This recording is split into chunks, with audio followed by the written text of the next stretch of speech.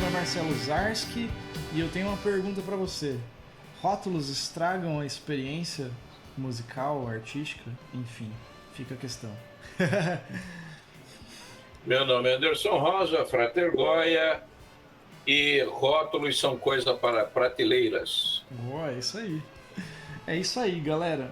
Começando mais um podcast e nós vamos trazer esse assunto, que é um assunto super que a gente queria estar falando disso já, fazendo já há um tempo e nunca dava certo e agora deu, então a gente vai estar falando sobre isso, sobre rótulos, né? No sentido de rotular as coisas, rotular estilos musicais, rotular arte, rotular tudo, né? Como o Goya falou, rótulos deveriam estar numa prateleira, né? tipo isso, né? Mas será que isso pode ser ruim? Será que isso pode ser bom? Será que isso é necessário? Será que não é?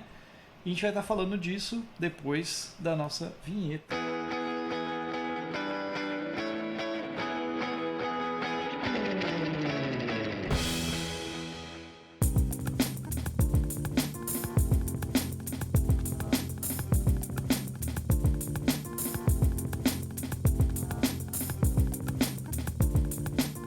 Mas vamos lá, Goya. Cara, primeiro, né? Eu trouxe essa questão aí, né, cara? Pra você, cara, assim, pra gente começar. Quando a gente fala de rótulo, né? Principalmente o que vem na minha cabeça, né? Pensando em música, né?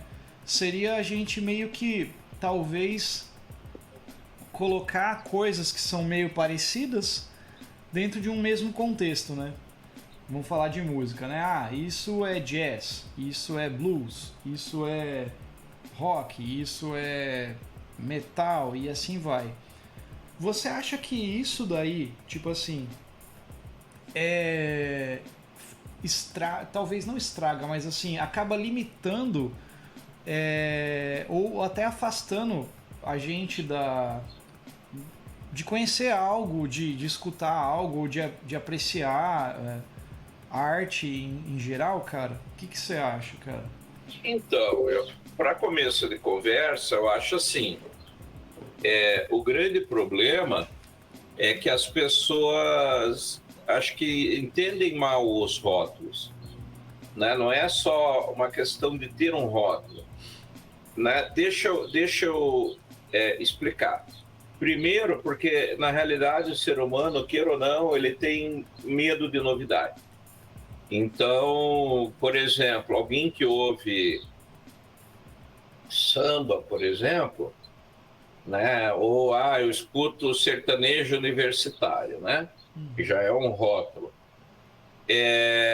Dificilmente essa pessoa vai pegar uma playlist para ouvir rock progressivo, para ouvir música clássica ou coisas do gênero.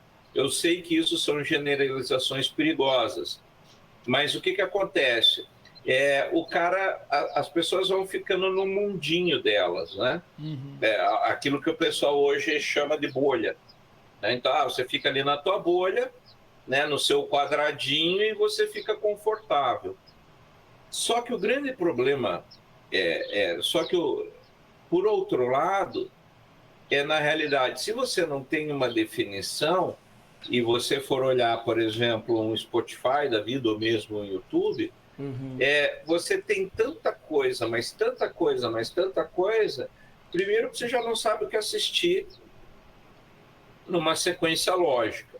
Segundo, que para você achar uma coisa boa, por exemplo, você não tem como procurar no YouTube música boa, né? Então, assim, existe, eu acho, uma necessidade de um rótulo no primeiro momento, né? Pelo menos a título de uma apresentação, e depois ficar preso ao rótulo é que é o problema. Então, até vale uma coisa para eu explicar isso aí, que dentro do esoterismo a gente tem um conceito chamado Maia, a ilusão, né? E todo mundo fala, o mundo é ilusão, o mundo é Maia, o cacete. Só que na realidade é assim, a Maia para mim é o foco. Então, por exemplo, quando o ser humano estava lá lá na época das cavernas, andando com mamute ainda, Uhum. o ser humano era o predador mais fraco que tinha. Todo mundo era mais forte que ele. O tigre dente de sabre era mais forte, né? O mamute era mais forte. Tudo que tinha lá solto era mais forte do que o ser humano. Né? O urso era mais forte, a preguiça era mais forte, todo mundo era mais forte. Uhum. Né? E então o que acontece? A gente precisava de um jeito de se proteger. Então o homem olhava ao seu redor e via aquela mata sem fim. Ele falou, cara, eu vou ficar louco com isso, eu preciso focar minha atenção. Uhum. Então, além da função óbvia de se proteger, ele foi para a caverna, porque ao invés dele ter que lidar com toda a floresta, ele tinha que lidar com a boca da caverna. Uhum. Né? É um princípio de estratégia. Com o tempo, o cara construiu uma casa, daí o limite dele ficou a janela. Uhum. Né? Depois, com o passar do tempo, a tela do computador. Hoje em dia, né, o Black Mirror, o celular. Uhum. Né? Só que o grande problema que aí acontece nessas coisas é que, por exemplo, vez o ser humano ir visitar o museu, que nem lá o British Museum em Londres, ele prefere navegar na internet pelo museu. Ele não quer ir mais para Londres, ele fica siderado. Então, temos um substituto de uma realidade, né, que aí vai entrar na famosa discussão lá do simulacro e simulação do Baudrillard, né, do Jean Baudrillard, e Matrix, o cacete. Então, a gente se limitou. Hoje a gente se transformou em ilusão, porque eu prefiro acreditar, e isso é um dos motivos de tanto sucesso de fake news e coisas assim, porque você prefere, o meu celular não vai mentir para mim. Esses tempos eu estava discutindo com uma pessoa sobre essas questões de fake news e tudo mais. Eu falei, pô, mas isso aqui é óbvio que é mentira, né? É só pensar um pouco. Eu não lembro o que. A minha pessoa diz assim, mas por que eu menti sobre isso? O que alguém ganha com isso mentindo? Cara, né? As pessoas mentem. Lembra do House, quem assistiu ao Dr. House? Né? As pessoas mentem o tempo inteiro. Então, as pessoas hoje, tem muita gente que prefere acreditar no celular do que, por exemplo, conversar com o Marcelo e dizer, pô, o Marcelo falou um troço que eu vou pensar a respeito. Não, imagine, entre o WhatsApp tá errado e o Marcelo tá errado, é óbvio que o Marcelo tá errado. Né? Então, a gente tem hoje isso. E o problema do rótulo, quando a gente pensa no lado negativo dele, é que ele faz isso, né? Ele cria uma viseira na pessoa e a pessoa fica eternamente presa naquilo. Né? Então, do mesmo jeito que Maia antigamente era o foco, e hoje as pessoas estão presas no Black Mirror, dentro da música e das artes, né? Por exemplo, o próprio Picasso, ele nunca foi cubista, ele fundou o movimento, né? Ele é um dos fundadores do movimento, né? Então, assim, criaram um rótulo para enquadrar ele, né? E Picasso, obviamente, é muito maior do que o próprio cubismo. Picasso é Picasso, cara. Né? Mas existe, eu acho, que uma necessidade do ser humano de categorizar, rotular, etc., até para você dar um nome a uma coisa que você está ouvindo. Se eu for pegar hoje o Marcelo Zarski, né, como que você definiria a tua música? Entendi.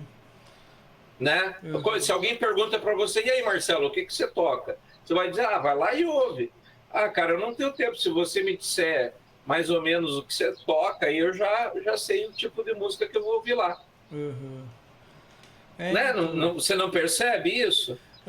Então, é que até eu vou jogar uma frase aqui do Michel, que eu acho importante, que ele colocou assim numa entrevista dele num blog, que é bem o que você falou no começo, né? Rótulos são parte essencial para que se venda um produto. Quem se auto-rotula está claramente colocando-se numa prateleira, não é? Sim. É um trechinho, né, da entrevista, né? Mas tipo, eu vejo dessa forma. Não acho que é ruim a gente, que nem você, separar períodos de movimentos artísticos e coisas, para ficar mais fácil da gente falar sobre tal coisa. Que nem você falou do cubismo, que nem a gente pode pensar na música, o período clássico, as composições vinham caminhando mais assim.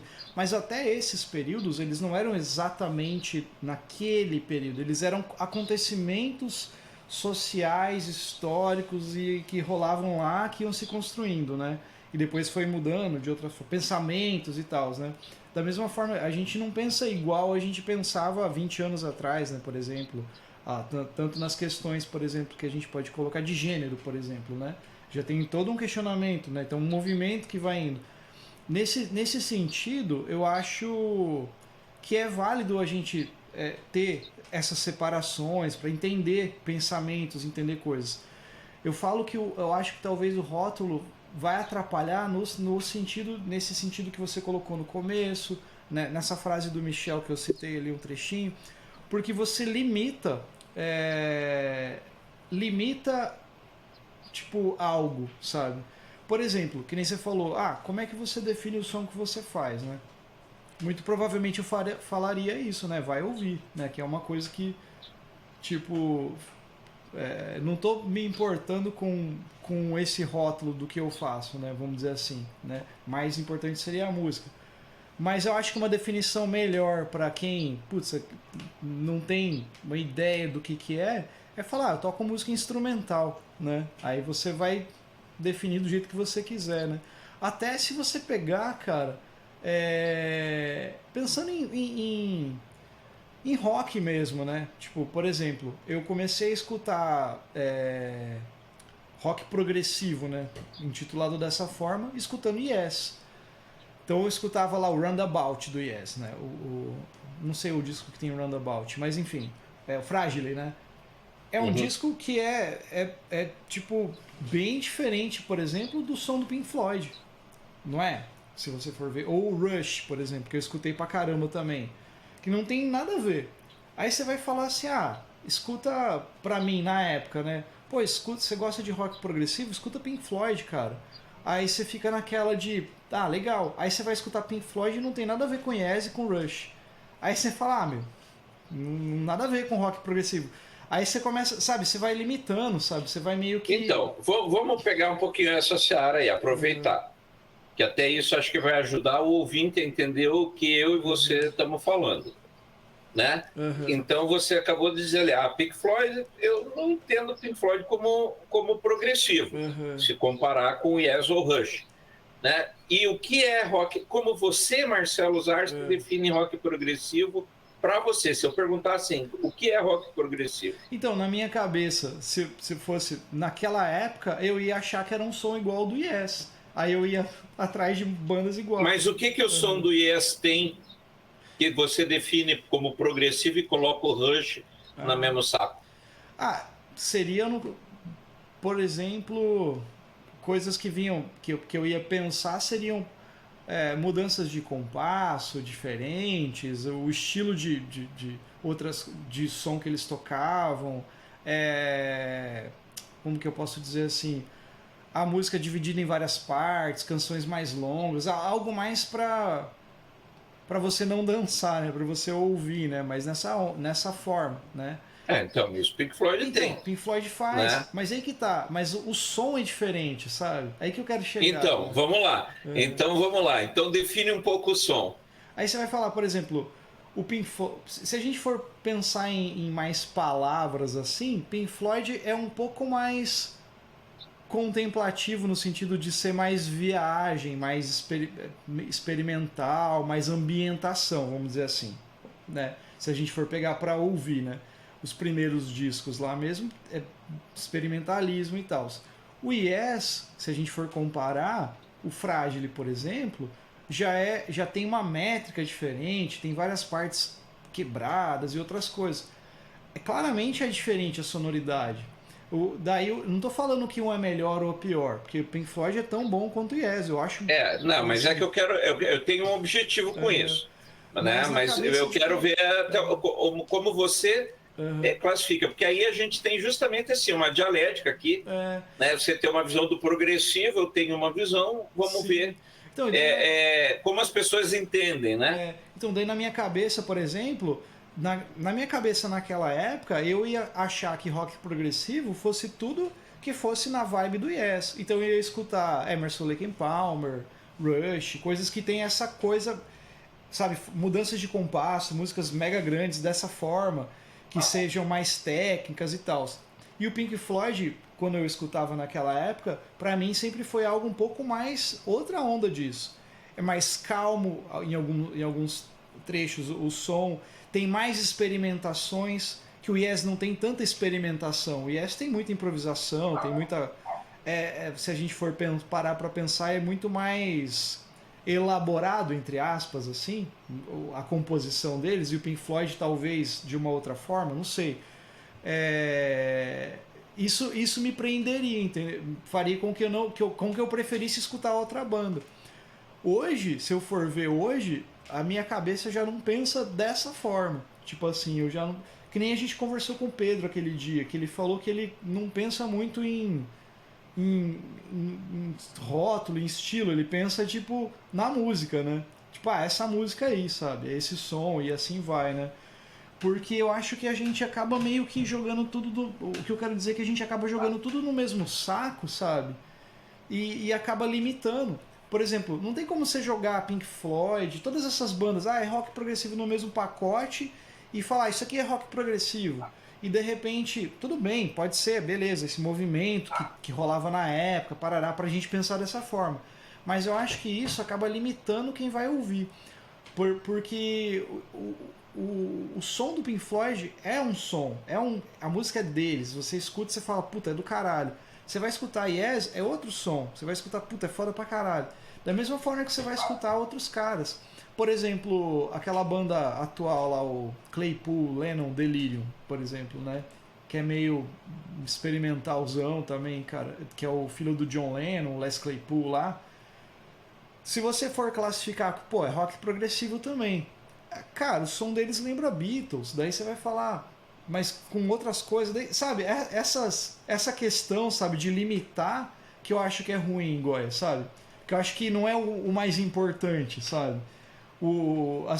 A gente acaba esquecendo do principal, que é ouvir a música daquela proposta daquela galera. Como a gente falou com o Dani aquele dia, o Santiago, que ele falou, que eu falei pra ele que eu gostava de Rush, que eu gostava de tudo, até da fase dos anos 80 que os fãs não gostam. E daí ele falou, pô, isso é legal, porque você gosta do som dos caras, você vê como que é a vibe do som dos caras. É que nem você com Pink Floyd, muito provavelmente você gosta dos primeiros álbuns, mais do que os outros. Mas eu tenho certeza, claramente, que você escutou tudo. Mesmo sons que você fala, esse som aqui eu não gostei tanto. Final Cut, por exemplo. Mas, pô, você ouviu, você conhece, você sabe qual que é. E você vê a construção da banda, né? Tipo assim, da ideia, da história. Eu acho que é nesse sentido, sabe, que eu tô querendo colocar, sabe?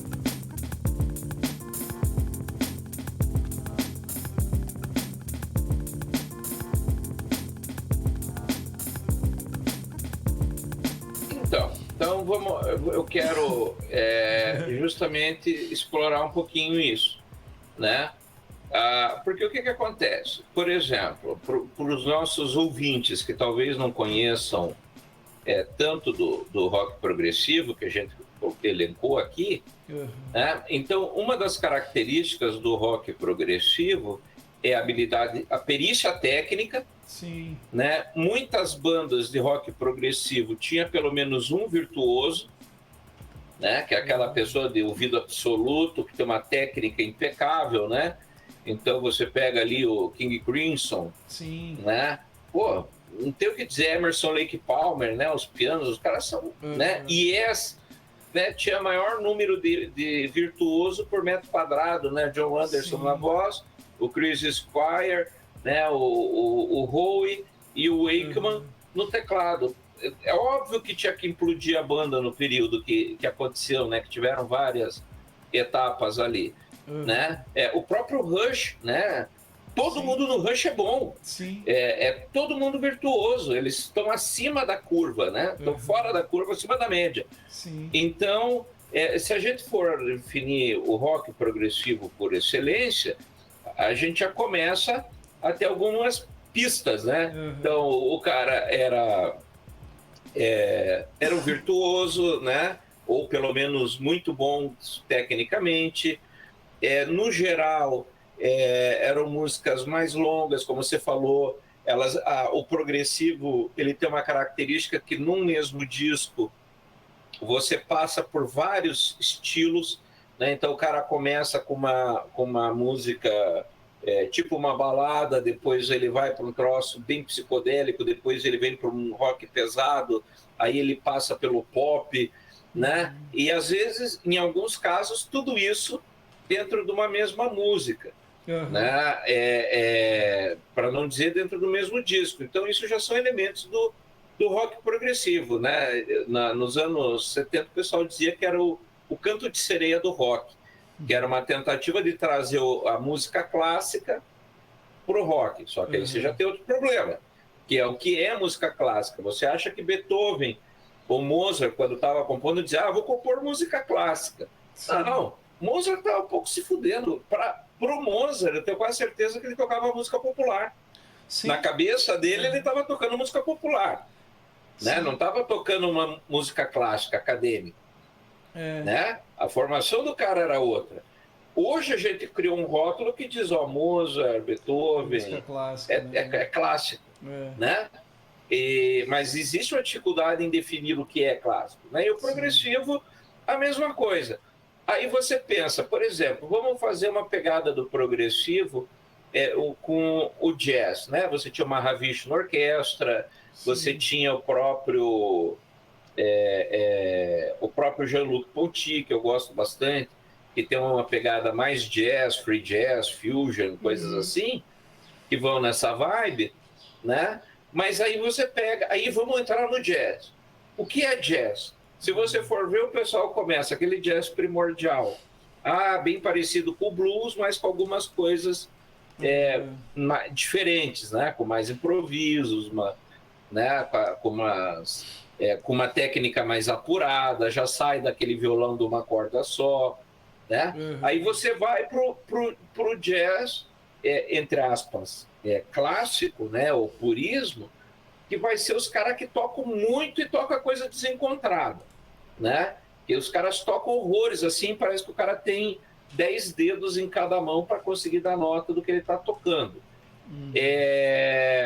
Só que aí, em 1950, lá vem Miles Davis com o So What lá, né? Como que é o nome do disco mesmo? A Kind of Blue, e faz música com 2 acordes. Aí volta pro progressivo, né? Era sofisticado, tinha que ter variação tal, e o Pink Floyd, por exemplo, né? A gente entende, talvez ele não fosse tão progressivo.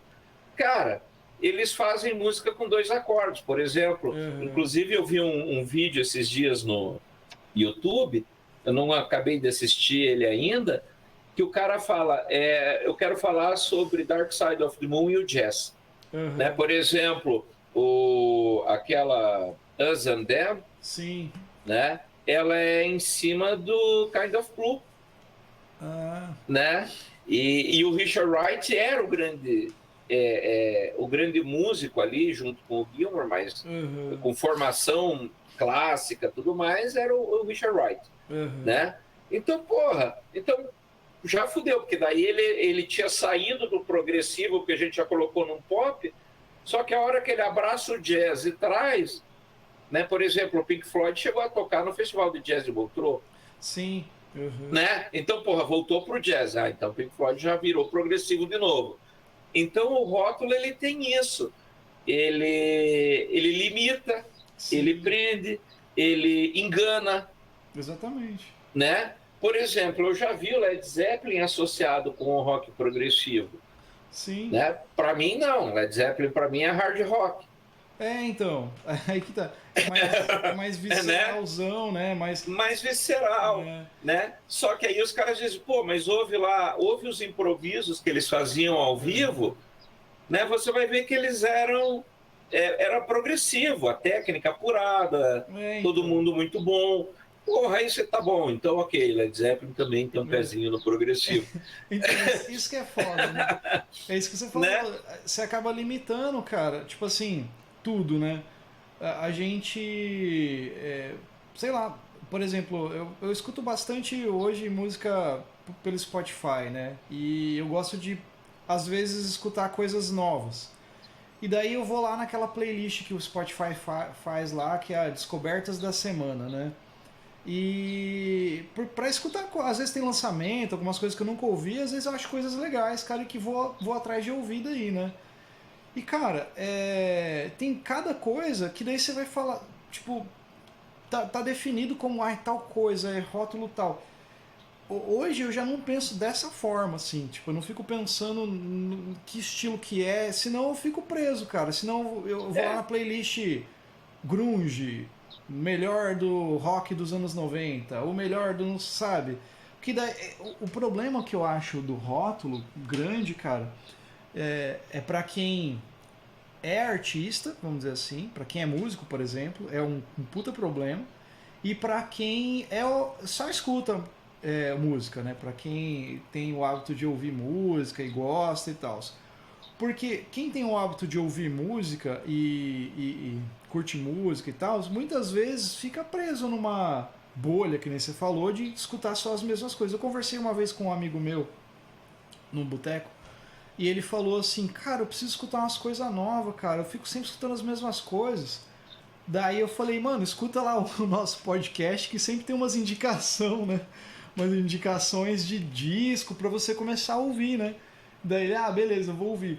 Porque é a proposta, né? De fazer a pessoa ouvir coisas e procurar discos que a gente acha que é importante também e fazer com que a pessoa crie o hábito de parar um pouco, né?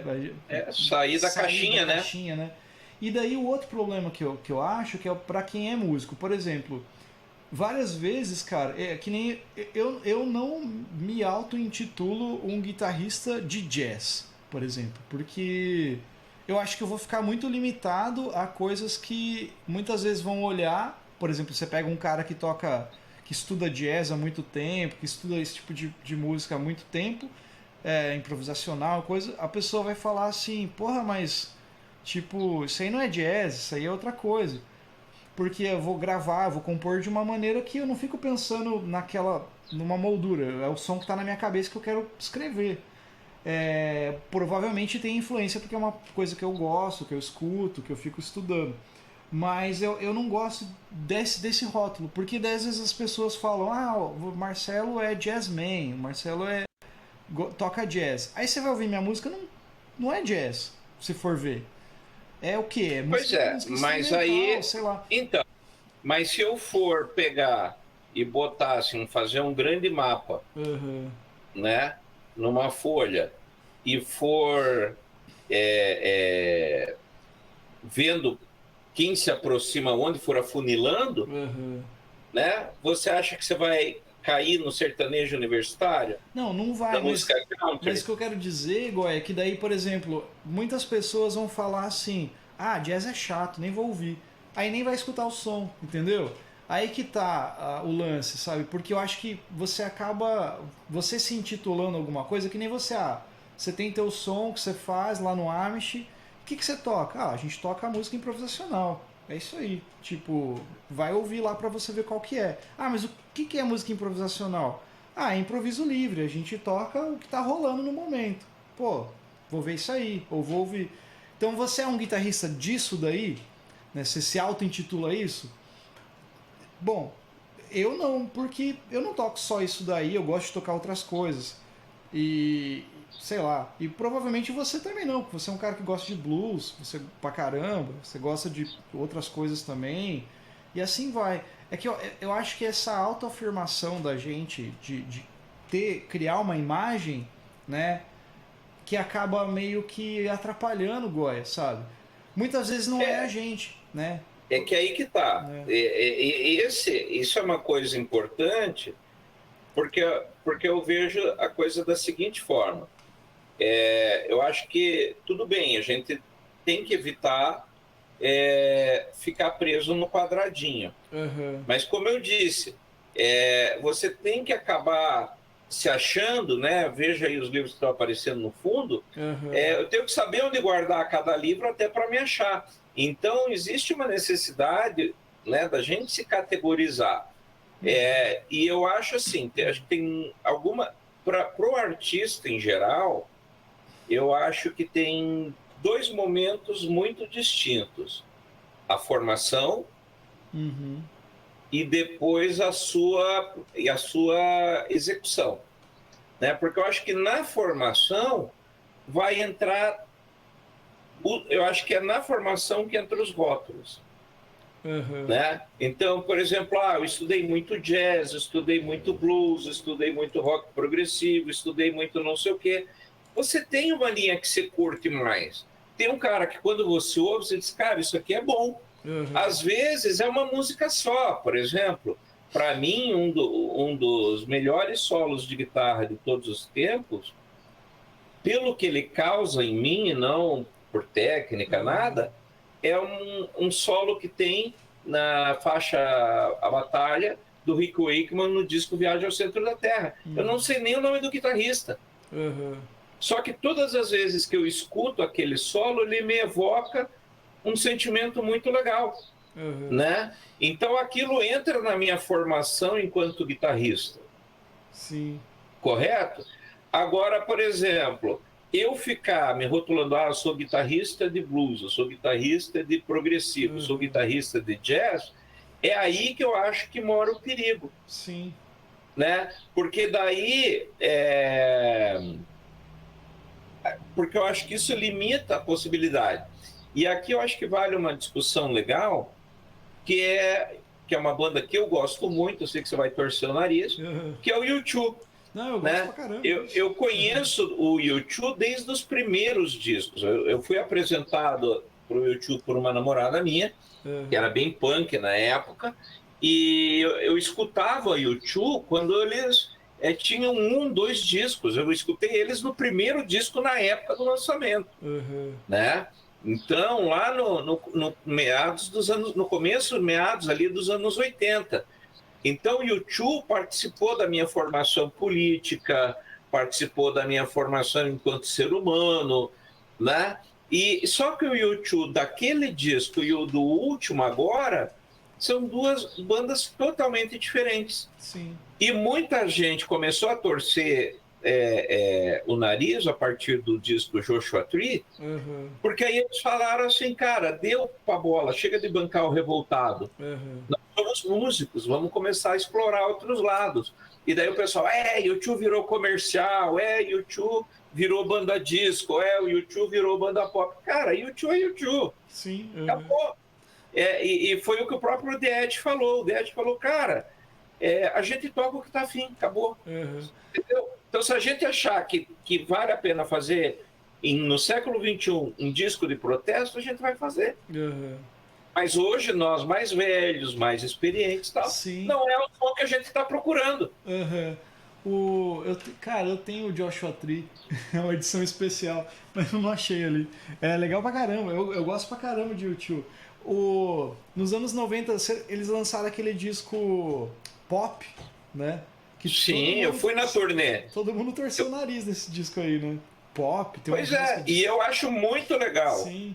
Tinha justamente porque eu vejo isso o U2 assim descolando. Sim. Sabe? Deixei de ser o adolescente revoltado e toco uma coisa que eu tô afim, uma experimentação. Sim. Eu não vi eles virando pop, eu vi o U2 explorando outros sons, né? Outras paragens, né? Sim. Então, isso eu acho legal, cara. Tipo, das bandas poderem fazer isso, sabe? O artista poder estar fazendo som. Você pegar, tipo, explorar coisas que eles querem fazer. Principalmente essas bandas que são mais... que tocam canções, né, e tal, assim, que não é instrumental. Porque instrumental também tem, né? Mas essas bandas, assim, elas... dá a impressão de que chega mais fácil nas pessoas, né? Porque tem letra, tem voz, não sei o que, né? Mais fácil ali de você ouvir, né? Você se vincular. E rola isso pra caramba. Tem uma banda que, assim, mais 2000 pra cima, que eu conheço bastante por causa de dar aula pra aluno mais novo e tal, que é o Arctic Monkeys, que é uma banda muito boa, cara. Tipo, os moleque, tipo, ingleses lá, começaram a fazer um som pra época, assim, que chamou atenção pra caramba, pô, um som legal. E daí eles foram lançando um disco atrás do outro. Os primeiros discos eram mais pancadaria, assim, mais pesado, mais visceral um pouco assim. e depois foram ficando um pouco mais diferentes. Cara, o último disco que eles lançaram é muito diferente do que eles fizeram até agora. Ele lembra bastante coisas do David Bowie, sabe? Coisas. Um monte de balada, o jeito que os caras cantam. Tem todo um conceito por trás do disco lá. Mano, os fãs, tipo, mano, isso, que é isso aí? Não sei o que. A molecada ficou puta da vida, cara. E, porra, os caras fizeram o disco que eles queriam fazer, cara. Tipo assim, eu achei isso muito foda. E daí, mas aí, Marcelo, isso não vem. Mas isso não vem em cima da ideia de que daí o problema não está necessariamente no artista, sim, mas no público rotulando. E uma coisa é você dizer, eu me vejo como um músico de jazz, eu me vejo como um experimentador, sim. eu me vejo como um... Né? O único que não se aceita, aí o pessoal vai brigar comigo agora lá no comentário, mas assim, o único cara que não se aceita é o artista que só toca cover, né? Que daí ele diz, não, eu sou guitarrista, ele não põe rótulo nenhum, mas ele só toca cover, né, na banda dele, nas noites, tudo mais. Tudo bem que tem uma necessidade de mercado, blá, blá, blá. Mas, né, você pega grandes músicos aí, eu sou músico, sei lá, né, primeiro de tudo, eu sou músico, e alguns até dizem, eu sou... Né? Eu sou do hard rock, eu sou do progressivo, do death metal, etc. Né? Até para dizer a influência, né? Eu mesmo tenho o Gilmour, o Rupert Sandlin, né? O Jimmy Page, Jimi Hendrix, são caras que me influenciaram, Albert King, né? São caras que eu consigo me ouvir tocando eles. Agora, quando o cara me ouve, necessariamente ele não vai ouvir isso. Sim, né? E aí vem isso que você falou. Aí você grava 3 discos muito bem colocados, e daí o público acha que você tem que gravar eternamente aquilo. Sim. Aí é o público que está colocando um rótulo.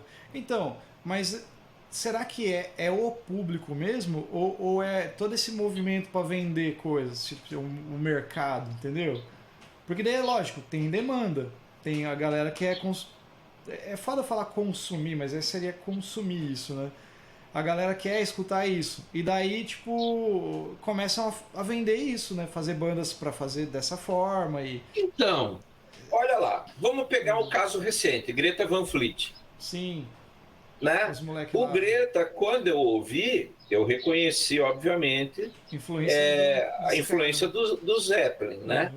Só que em nenhum momento, pelo menos para mim, sou assim, os carinha tentando o seu novo Led Zeppelin. Sim. Eu justamente fui ouvir, vou ouvir o som desses malucos. Cara, que legal. É alguém revivendo aquele estilo que o Led Zeppelin tocava. Sim. E já vem os espíritos de porco, porque os caras querem fazer... Cara, dá um tempo, é o primeiro disco deles. Sim, os moleques são novos, né? São novos, cara. O próprio Pink Floyd, o Piper at the Gates of Dawn, que é o primeiro disco deles, é muito parecido com o Satanic Majesty Request do Rolling Stones no período. Né? Com alguma influência do Sgt. Peppers, que estava sendo gravado no estúdio ao lado.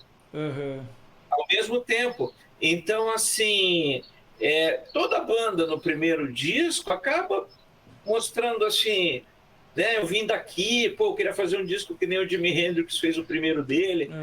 É normal. Agora eu preciso dar um espaço pro artista, né, para ele mostrar que veio. Né? O Greta Van Fleet não vai mostrar que veio no primeiro disco, mas no quarto, no quinto. Porque você, como músico, sabe que 80% das bandas já para no primeiro disco. Não é? Sim. Então, e aí você deixa a Greta. O problema é a Greta tá tocando a mesma coisa do primeiro no 10º. Que aí você vai dizer, realmente o Greta Van Fleet é um clone de Led Zeppelin. Sim.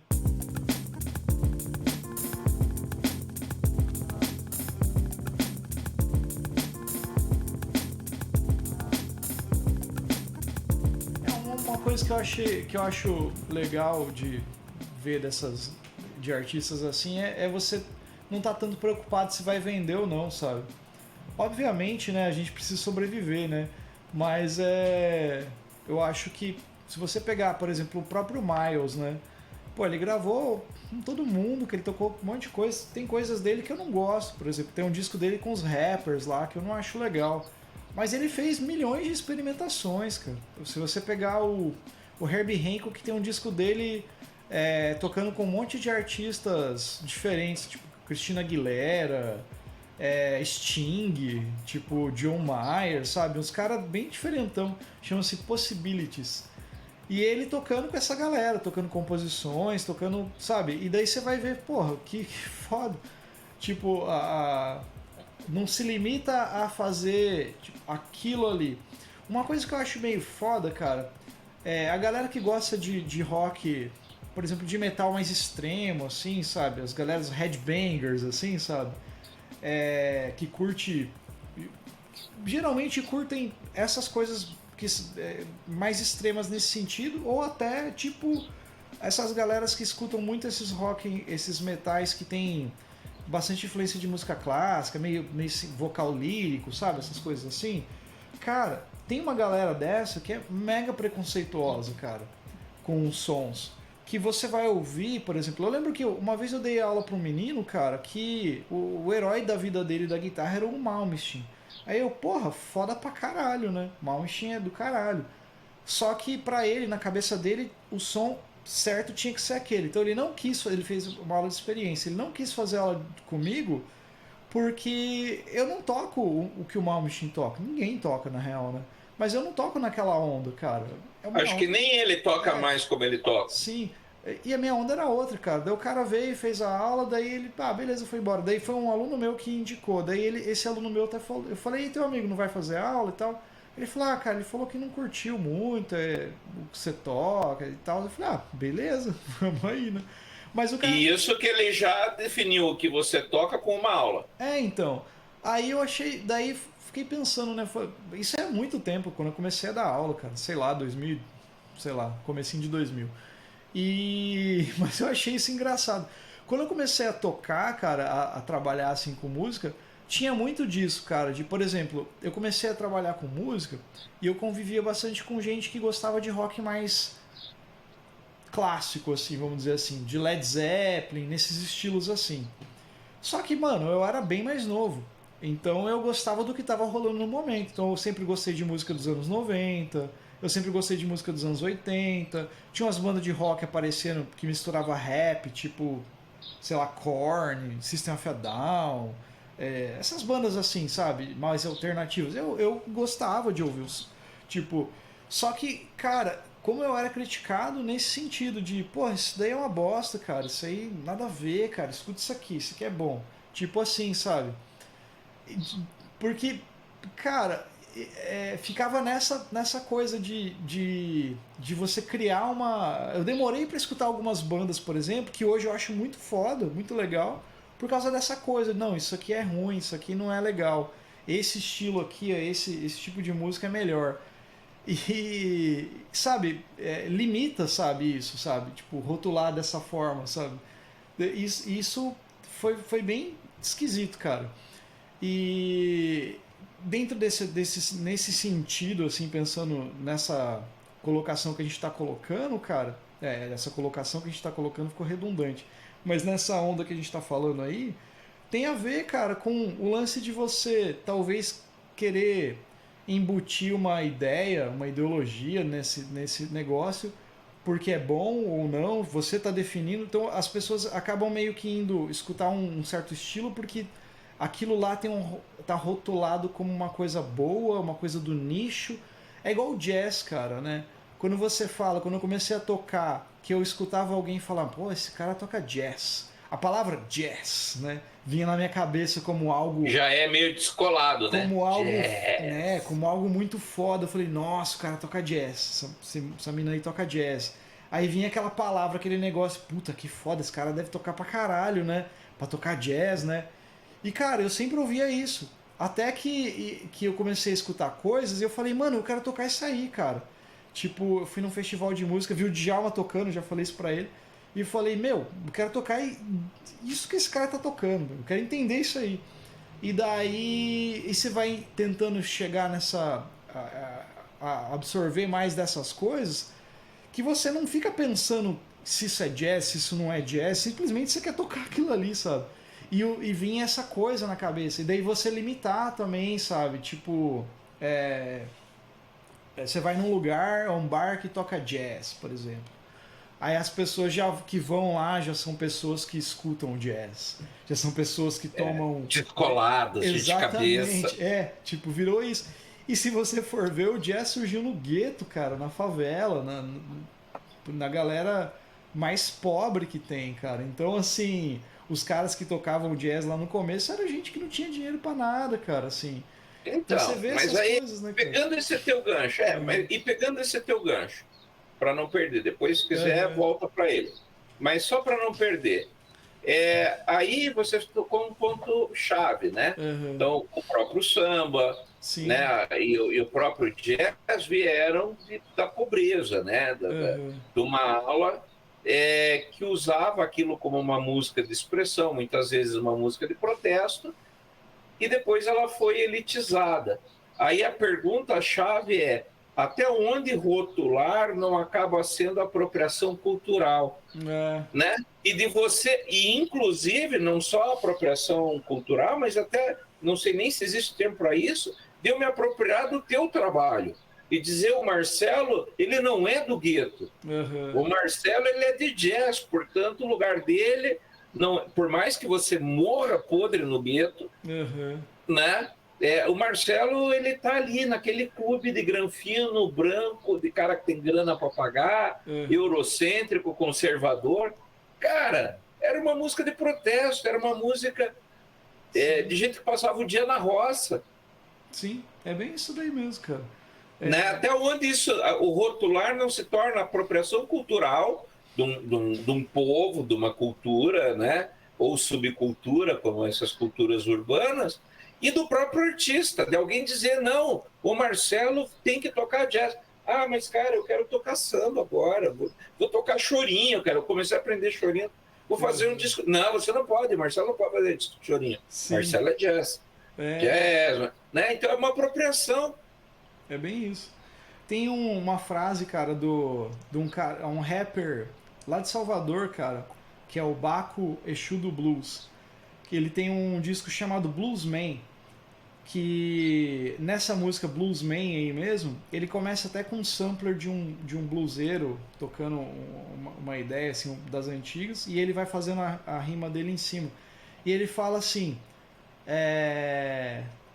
antes tudo que era preto era do diabo, depois ficou branco, foi aceito. E daí ele fala assim que, por isso que eu falo que o blues foi, daí ele fala, o blues foi o primeiro ritmo que fez com que o preto fosse aceito, né? Daí ele fala essa frase aí, daí ele fala, por isso que pra mim, não sei o que lá é blues, daí ele fala, o samba é blues, o rock é blues, o Jesus é blues, e vai falando, sabe? Tudo é blues. Eu sou Baco, Exu do blues, e tal. Daí começa. Legal. É bom pra caralho, cara. E fica essa questão. E na realidade é bem isso que você falou, cara. Tipo, elitizaram tudo, né? Se você for parar pra ver isso daí, cara, é muito do sistema que a gente vive, né, cara? Assim, de botar a imagem nas coisas.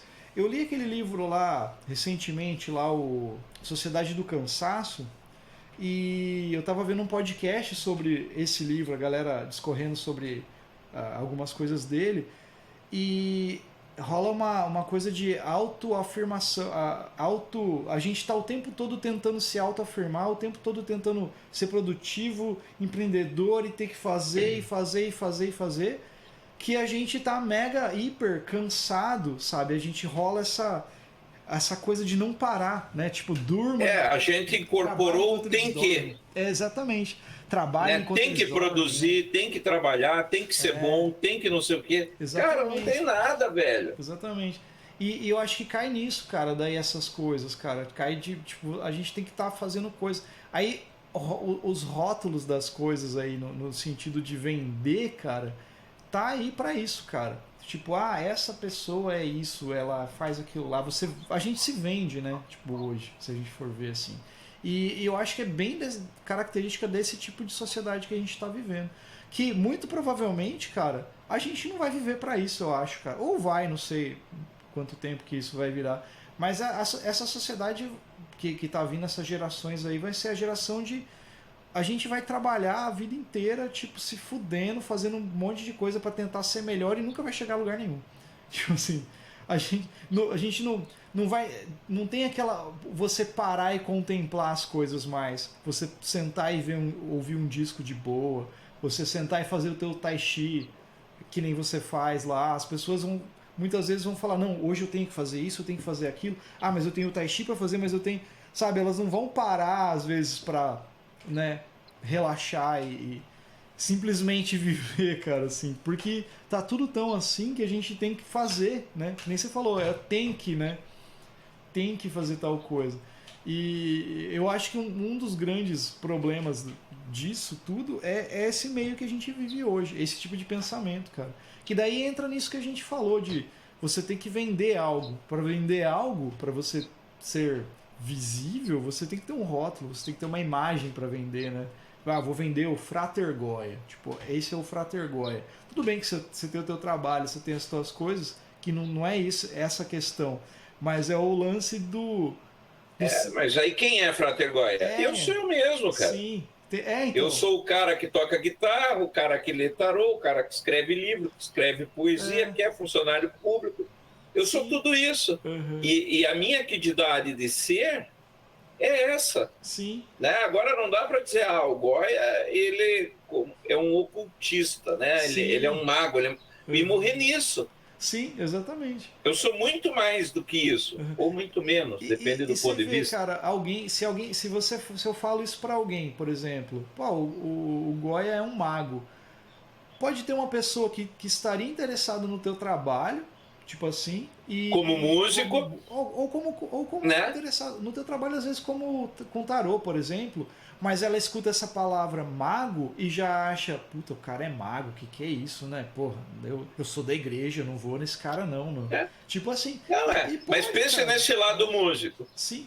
Vamos pensar, você me chama para fazer um duo com você num casamento. Sim. Quem vai tocar? Vai eu, vai o Goya, que Goya? O Frater Goya. Goya. É aquele que é mago, tal, ele toca comigo. Como assim, cara? Eu tô casando na igreja, você vai levar um mago para tocar com você, cara? Tipo isso, né? Pô, velho, você não me respeita. O que tem a ver? Então, é bem isso, né, cara? E daí tem essa coisa, né? Tipo, que tem a ver, né? Por isso que acho que a gente pode concordar nisso que o rótulo ele vai acabar. Ele sempre é ruim, cara. Tipo, não vai ser bom no sentido. Tipo assim, quando você rotula algo. A única coisa que vai servir, que não é um rótulo daí, mas que é meio que você colocar as coisas em alguns lugares para você entender alguns conceitos que aconteciam na época, são essas coisas de períodos, pensamentos. O pensamento desse cara vai mais nessa linha. A composição lá do Vivaldi vai mais nessa linha aqui, porque eles viviam isso naquela época. O estilo de fazer filme desse cara vai mais nessa linha. Essa mulher aqui pinta desse jeito ou faz aquilo lá porque ela vivia isso, era nessa onda. Ou nessa época aí, essa mulher fazia altas coisas que não condizia, sei lá. Então eu acho que nesse sentido funciona. Agora, no sentido de você afirmar que algo é algo simplesmente porque você botou um rótulo, tem um sentido muito de vender, entendeu? Vender uma imagem. É porque a gente pode fazer isso, né? A gente pode pegar lá reduzir a pessoa a um produto, né? Exatamente. A gente pode pegar o Amish lá, nosso projeto instrumental lá, improvisacional, Free Improvisation maluco lá, e falar assim, nós vamos tocar a música Free Improvisation, então a gente toca isso e a gente toca, sei lá, a gente bota um rótulo, Free Improvisation, Soul, Jazz, sei lá o que. Esse é o estilo que a gente toca. Aí vai cair numa playlist do Spotify, a gente como Free Improvisation, sei lá o que. E daí, aí as pessoas vão ouvir, tem um texto, né? Você lendo um texto, alguém falando um negócio. Porra, que é isso, cara? Tipo, né?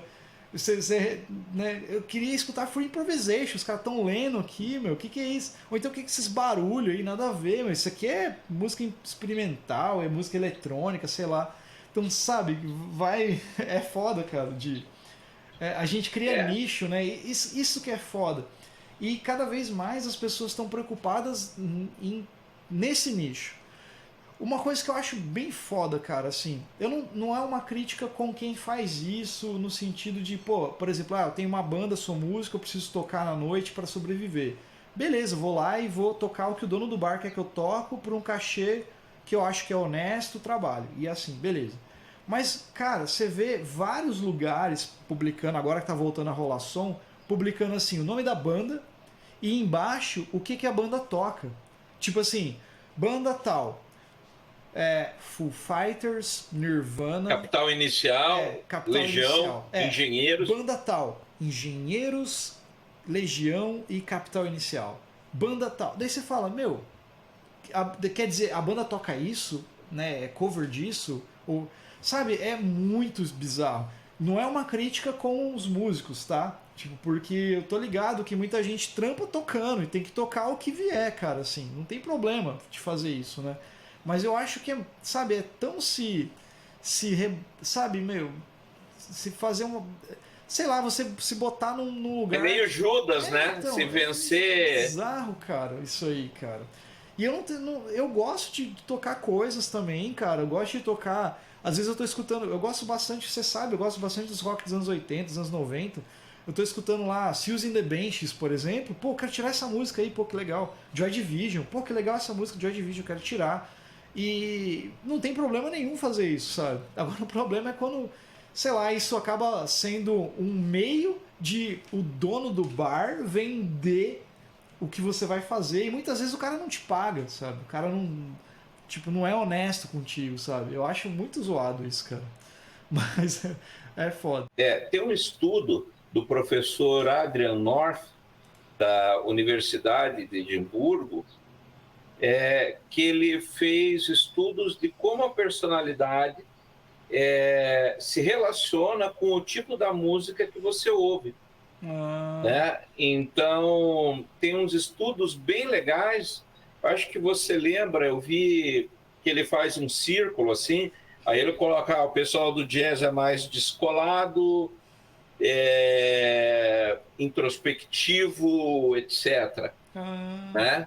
E ele faz esse estudo bem bacana, porque, no fundo, se você procurar no Google, você já vai achar ele como música e personalidade. Né? E que daí ele faz essas referências com vários estilos de música, que acaba sendo interessante, porque, por exemplo, você pega... deixa eu mandar lá para você no Telegram. Reuters, não sei como é que fala. É isso? Né? Eu mandei lá a imagem para você. Né? Então, ele vai colocando os perfis que você vai tendo, que legal. Né? De pessoas, conforme as pessoas vão ouvindo, e você vincula, por exemplo, que nem... né? Então o cara é gentil, trabalha duro, né? É mais extrovertido, com baixa autoestima, né? Etc. Então ele vai definindo de acordo com os tipos musicais.